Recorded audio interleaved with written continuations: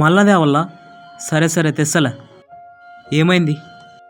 పాలు పగిలిపోయినాయి అంటారా, ఇంకో ప్యాకెట్ తీసుకుపోవాలంట. అరే ఈ మధ్య పాలు అంత క్వాలిటీ ఉంటలేవు, కాబట్టి ఒక 50 బర్రెలు తెచ్చి మనమే ఒక డైరీ స్టార్ట్ చేద్దాం. అందరికీ నాణ్యమైన పాలిచ్చి కోట్లు సంపాదిద్దాం. మస్తు నడుస్తుందిరా.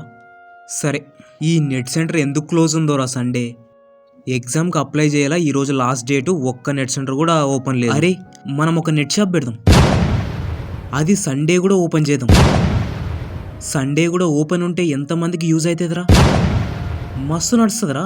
సరే, ఆన్లైన్లో ప్యాంట్ బుక్ చేసినా అది ఇప్పుడు క్యాన్సిల్ అయింది, మళ్ళీ ఇంకోటి బుక్ చేయాల. ఆన్లైన్లో బుక్ చేస్తే అట్లనే ఉంటుందిరా. కాబట్టి మనం ఒక బట్టల షాప్ పెడదాం. మన ఊర్లో బట్టల షాప్ ఏడుందిరా? అందరూ సిటీకి పోయి తెచ్చుకుంటారు. అదే మనమే బట్టల షాప్ పెట్టినామనుకో మస్తు నడుస్తుందిరా. ఆపరా, పొద్దున డైరీ పెడదామన్నావు, మధ్యాహ్నం నెట్ సెంటర్ పెడదామన్నావు, ఇప్పుడు బట్టల షాప్ పెడదామంటున్నావు. ఇట్లా ఎన్ని చెప్తారా? విని విని నాకే చెవుడు వస్తుంది. ఇప్పుడు చెవుడు వచ్చిందంటే చెవిటి మిషన్ కోసం హైదరాబాద్ పోవాలా.